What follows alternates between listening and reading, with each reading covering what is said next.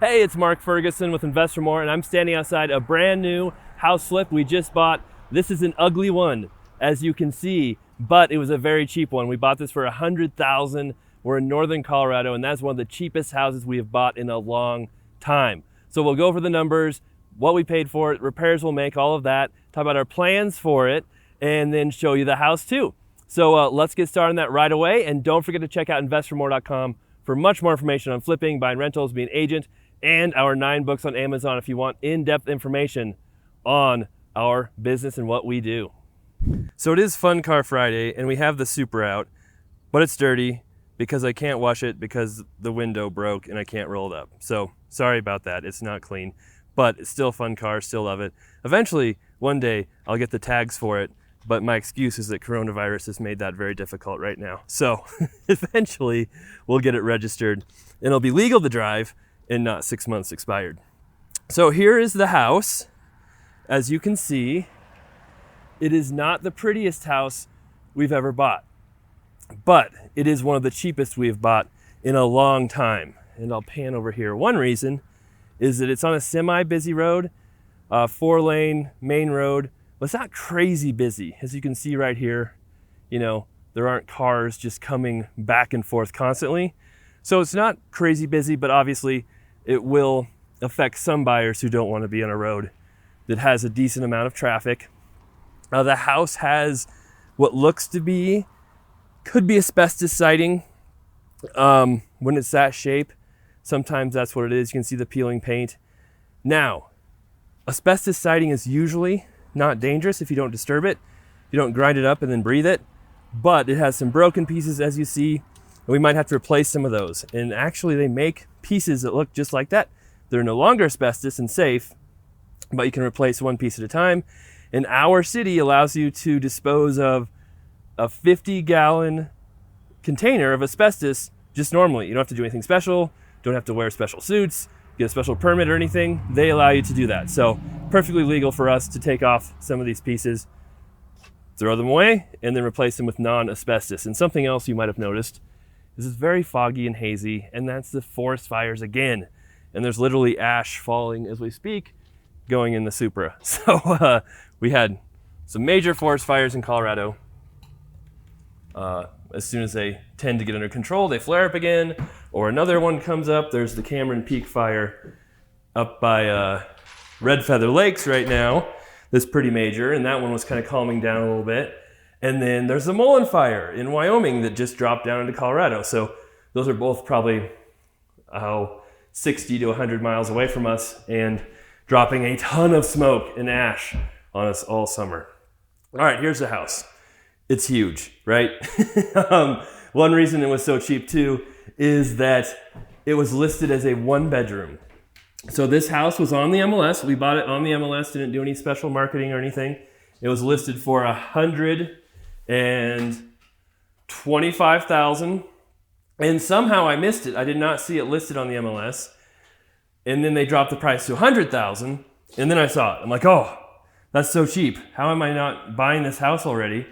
And then we came and looked at it, Nikki and I, and it was listed as a 1-bedroom, so that's the first turnoff.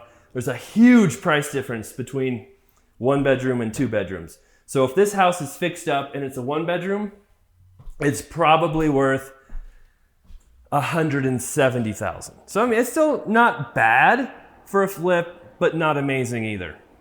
Now, if it's a 2-bedroom, it's probably worth $190. Let's see, it's kind of tight in here to shut the door. $190 to maybe even $200. So there's a massive difference between a 1 and 2 bedroom in price. Now there's not as big of a difference from a 2-bedroom to a 3-bedroom. Maybe 10, 15,000 depending on the house and other factors, but huge value-added opportunity if you can make a 1-bedroom, a 2-bedroom. So we saw the first bedroom on the other side of the house, and we're kind of making our way through the rest of the house. You can see right here, they've got the original hardwood in a decent sized room for the laundry, which is nice. The laundry room is the biggest room in the entire house. That's a pretty interesting design feature.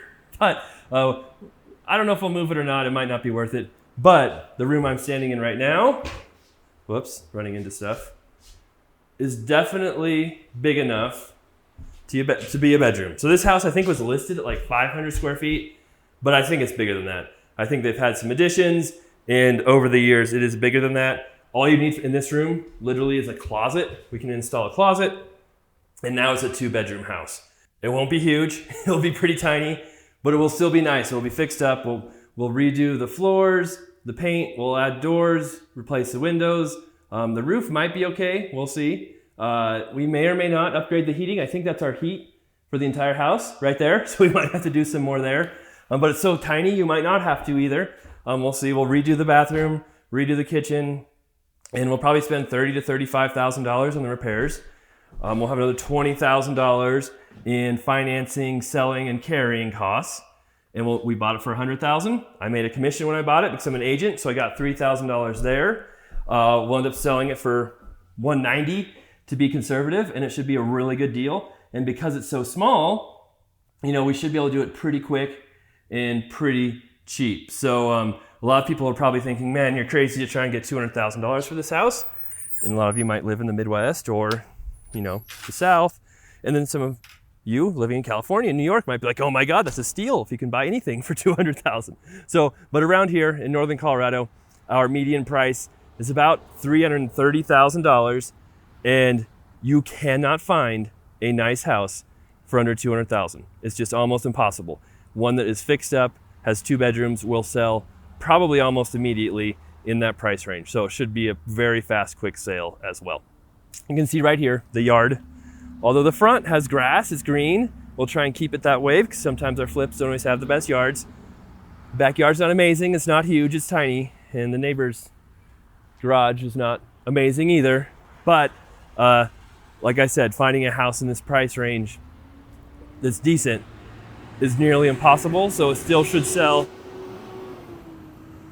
even with some of the road noise, the small yard, and the other factors that you have to deal with. All right, so that's the house. I hope you guys enjoyed the tour. I have many more updates coming up on it soon, as I said, and hopefully we'll turn this one into something that looks a little nicer than it does right now. Make sure you follow us. We love seeing the comments. I try to respond to all of those, so keep those coming. We appreciate the likes, so keep liking all our videos. If you do like them, even if you don't like them, you can still like them. It's okay. So we appreciate all that. We'll be back with much more on our rentals, flips, advice videos too. So stay tuned.